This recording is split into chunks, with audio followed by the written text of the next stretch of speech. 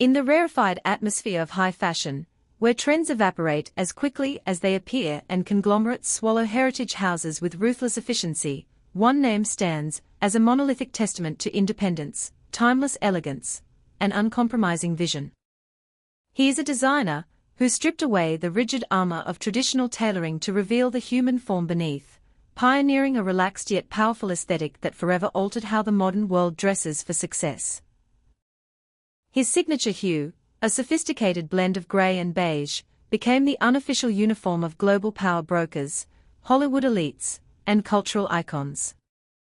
This is the story of Giorgio Armani, an Italian visionary who transformed a modest Milanese apartment into a multi-billion-dollar luxury empire, proving that true style transcends the fleeting nature of trends and that absolute creative control is the ultimate luxury. The genesis of this sartorial revolution began far from the glittering runways of Paris or the fashion districts of Milan. Giorgio Armani was born in the northern Italian city of Piacenza in the summer of 1934. His childhood was profoundly shaped by the devastation of the Second World War. As a young boy, he experienced the terrifying reality of air raids, often seeking refuge in the basements of his neighborhood or fleeing to the relative safety of the countryside with his mother and siblings. These formative years, marked by scarcity, fear, and the stark contrast between the chaos of war and the serene beauty of the Italian landscape, instilled in him a deep, lifelong craving for order, harmony, and quiet elegance.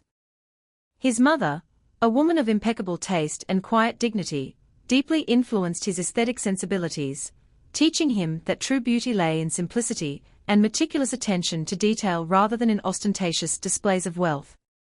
Despite his eventual monumental success in the fashion industry, his initial ambitions pointed toward a completely different path.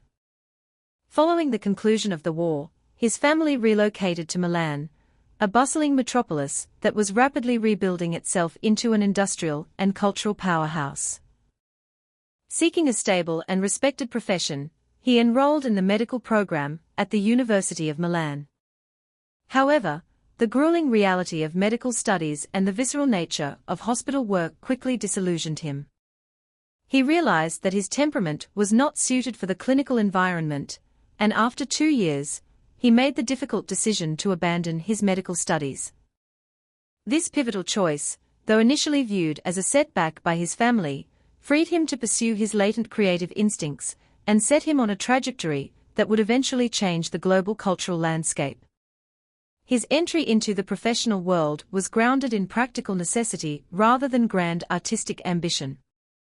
Following a mandatory stint in the military medical corps, he needed to find employment. In 1957, he secured a position as a window dresser at La Rinascente, Milan's premier and most prestigious department store.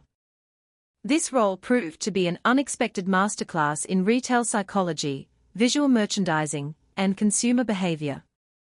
He learned how to arrange objects to create desire, how lighting and spacing could elevate ordinary goods into objects of aspiration, and how the visual presentation of a product was just as crucial as the product itself.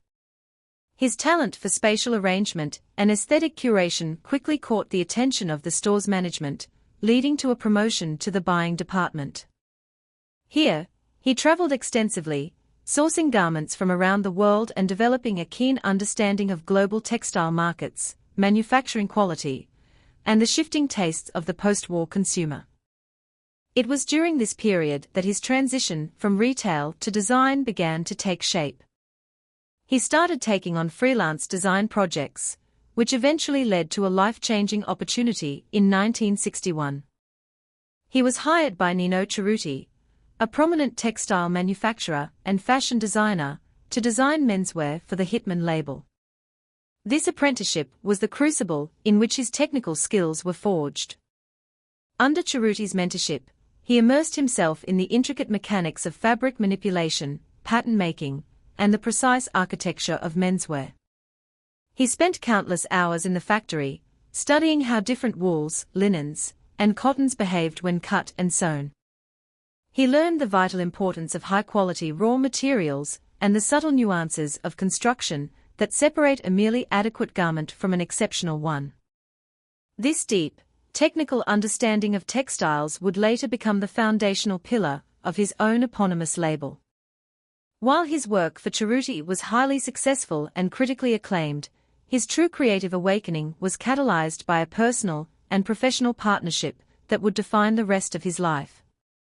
In the early 1970s, he met Sergio Galeotti, a young, charismatic architectural draftsman with a brilliant mind for business and finance. The two men formed a deep romantic bond and a formidable professional alliance. Galeotti recognized that his partner possessed a unique, revolutionary vision for clothing that was being constrained by the traditional parameters of established fashion houses. He became the driving force behind the idea of launching an independent label, handling the complex financial logistics, business planning, and operational strategies, thereby freeing the designer to focus entirely on the creative process. In 1975, operating out of a small, modest apartment in Milan, Giorgio Armani S.p.A. was officially founded. The debut of the first Giorgio Armani collection was nothing short of a seismic shift in the fashion tectonic plates. At a time when menswear was dominated by stiff, heavily padded, and highly structured English tailoring, and womenswear was oscillating between restrictive femininity and shapeless bohemian trends, he introduced a radical new concept. He deconstructed the suit. He removed the heavy canvas linings, the rigid shoulder pads, and the restrictive internal scaffolding that had defined jackets for centuries. By utilizing softer, more fluid fabrics and allowing the garments to drape naturally over the body, he created a silhouette that was incredibly comfortable yet undeniably authoritative. This relaxed elegance resonated deeply with a new generation of professionals who wanted to project power and success without feeling physically constrained. His revolution in tailoring was particularly transformative for women. As women increasingly entered the upper echelons of the corporate world in the 1980s, they required a wardrobe that commanded respect in male-dominated boardrooms without sacrificing their femininity. He answered this need by adapting his deconstructed menswear aesthetic for the female form. He introduced the power suit, characterized by broad but soft shoulders, fluid trousers, and luxurious, unstructured blazers. This aesthetic became the definitive look of the decade, symbolizing the rise of the modern, independent, and ambitious woman. He proved that authority did not require rigidity, and that true power could be expressed through softness, drape, and impeccable proportion. Central to this visual revolution was his masterful use of color. Moving away from the stark contrasts of black and white or the loud, aggressive primary colors favored by many of his contemporaries, he developed a nuanced, earthy palette that became his unmistakable signature. He championed a color that came to be known as greige, a sophisticated, muted blend of gray and beige. This tone, inspired by the natural hues of unbleached linen, raw silk, and the dusty landscapes of his childhood, evoked a sense of calm, understated luxury, and timelessness. He layered these neutral tones masterfully, creating outfits that were visually complex and deeply textured without ever being loud or ostentatious. This restrained color philosophy became a hallmark of the brand, instantly recognizable to fashion connoisseurs worldwide. The transition from a respected industry insider to a global household name was dramatically accelerated by the intersection of fashion and cinema. In 1980, the American film American Gigolo was released, featuring actor Richard Gere in the lead role. The protagonist's wardrobe was designed entirely by the Milanese couturier, and the film featured a now iconic scene where the character meticulously lays out his collection of suits, shirts, and ties on his bed. This visual sequence was a masterclass in product placement and brand storytelling, showcasing the luxurious fabrics, the perfect drape, and the effortless cool of the designs to a massive global audience. The film was a commercial success, and the brand became inextricably linked with a new archetype of masculinity. One that was sensual, sophisticated, meticulously groomed, and unapologetically luxurious. Following the cinematic breakthrough, the brand experienced exponential growth, expanding far beyond its initial menswear, and womenswear offerings. Recognizing the need to reach a broader demographic without diluting the prestige of the main line, he pioneered the concept of diffusion lines. He launched Emporio Armani, a more accessible, youthful, and contemporary collection that maintained the core aesthetic philosophy of the main brand, but at a lower price point. This was followed by Armani Jeans and Axe Armani Exchange, which captured the casual and streetwear markets. Unlike many of his peers who licensed their names indiscriminately to any product category, leading to severe brand dilution, he maintained strict, centralized control over all licensing agreements. He ensured that every product bearing his name, from eyewear to cosmetics, adhered to his rigorous standards of quality and design. This meticulous approach to brand extension was most evident in his foray into the fragrance market. In the early 1980s, he launched his first perfumes, which were met with critical acclaim. However, it was the introduction of Acqua di Gio in the mid-90s that shattered industry records. Inspired by the fresh, salty breezes of the Mediterranean island of Pantelleria, where he maintained a beloved vacation home, the fragrance captured the essence of aquatic freshness and masculine elegance. It became one of the best-selling men's fragrances in global history, generating billions in revenue and providing a massive financial engine that funded the continued expansion of his fashion empire.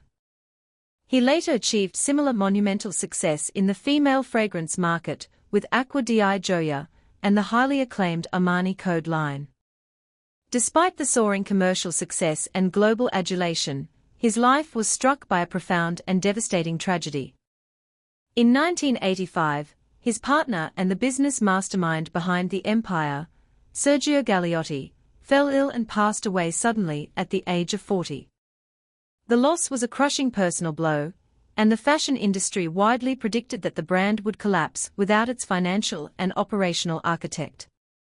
The business side of the company had been entirely managed by Galliotti, leaving the designer to navigate the complex waters of corporate finance, global supply chains, and international expansion alone. Instead of retreating, he channeled his grief into an ironclad resolve. He immersed himself in the operational aspects of the business, learning the intricacies of balance sheets, manufacturing logistics, and retail management. He proved to the world that his genius was not solely confined to the sketching pad and the fitting room, but extended to the boardroom as well. His resilience in the face of personal tragedy fueled a period of unprecedented expansion and diversification in the 1990s and 2000s. He moved beyond clothing and fragrance to create a comprehensive lifestyle brand. He launched Armani Casa, a high-end home furnishings collection that translated his minimalist, elegant aesthetic into interior design. He opened luxury hotels in Dubai and Milan in partnership with Emaar Properties, designing every detail from the architecture to the linens, ensuring that guests were entirely immersed in his visual universe. He expanded into the culinary world with high-end restaurants and cafes, and even ventured into publishing and floral design. Every touchpoint of the brand was meticulously curated to reflect a singular, cohesive vision of modern, understated luxury. As the fashion industry entered the 21st century, it underwent a massive wave of consolidation, with giant luxury conglomerates aggressively acquiring independent heritage houses. Brands that had been family-owned for generations were swallowed by massive corporate entities focused on quarterly profits and aggressive marketing strategies. Throughout this era of intense acquisition, he remained steadfastly independent.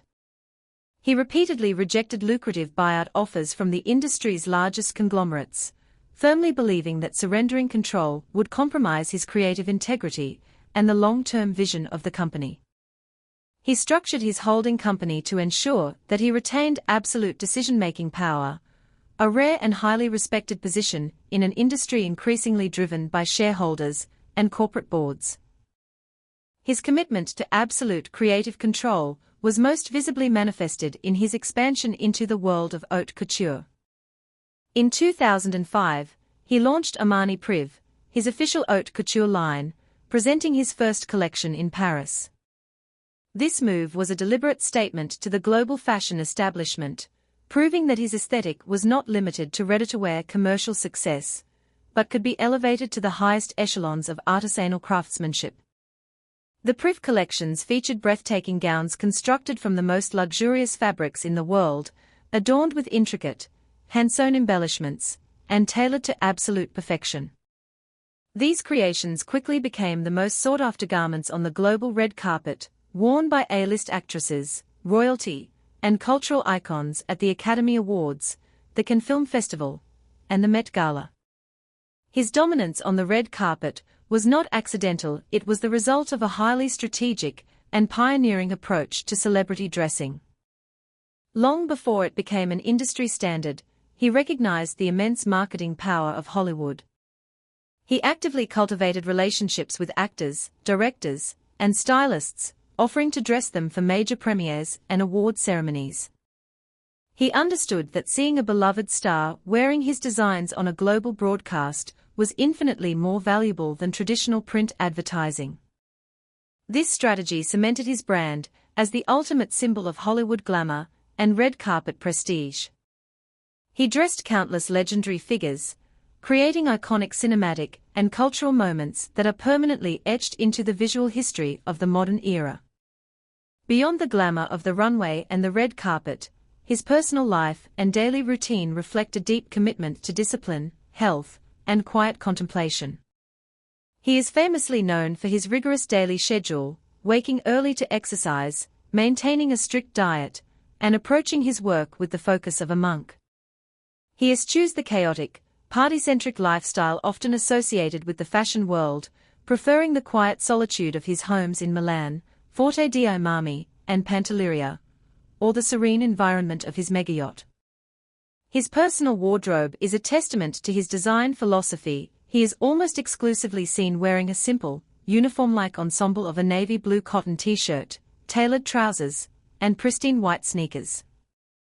This sartorial minimalism allows him to focus his creative energy entirely on his collections rather than his own public image. His profound impact on the cultural and social fabric of his home country and the world extends into significant philanthropic and civic endeavors. He has consistently used his vast resources to support healthcare, education, and refugee causes. During the devastating global health crisis of the early 2020s, he was one of the first and most generous contributors to the hospitals in Milan, donating millions to support the overwhelmed medical infrastructure and converting his manufacturing facilities to produce essential medical protective gear. He has also been a vocal advocate for environmental sustainability within the fashion industry, implementing eco-friendly practices in his supply chain and supporting initiatives aimed at preserving the natural landscapes that inspire his work. To preserve his immense legacy and provide a physical archive of his life's work, he conceptualized and opened Armani silos in Milan. Housed in a beautifully renovated, brutalist concrete grain silo, this exhibition space serves as a museum, a research center, and a digital archive. It displays thousands of garments, sketches, and photographs spanning his entire career, offering students, researchers, and the public a comprehensive look at the evolution of his aesthetic. This project underscores his belief that fashion is not merely a frivolous commercial enterprise, but a vital form of cultural expression and historical documentation that deserves to be studied and preserved for future generations. As he navigates the later chapters of his extraordinary career, the question of succession and the future of his independent empire remains a topic of intense industry speculation. He has meticulously groomed a team of highly skilled designers and executives who share his vision and understand the intricate nuances of the brand's DNA. He has established a foundation and a complex corporate structure designed to ensure that the company remains independent and true to its founding principles long after he steps away from the daily operations. His focus has shifted from the relentless expansion of the early years to the careful curation and protection of the brand's heritage, ensuring that the Armani name remains synonymous with uncompromising quality and timeless elegance. The legacy of Giorgio Armani is not merely measured in the billions of dollars his empire generates, or the millions of garments sold worldwide. His true legacy lies in the fundamental way he changed the relationship between the human body and the clothes that cover it. He liberated men and women from the restrictive, uncomfortable tailoring of the past, offering them clothing that moved with them, breathed with them, and projected an aura of quiet, undeniable confidence. He proved that luxury does not need to shout to be heard, and that the most powerful statement one can make is often the most understated. In an industry obsessed with the next big trend, he remained steadfastly committed to the enduring power of elegance, securing his place not just as a fashion designer, but as one of the most influential architects of modern global culture.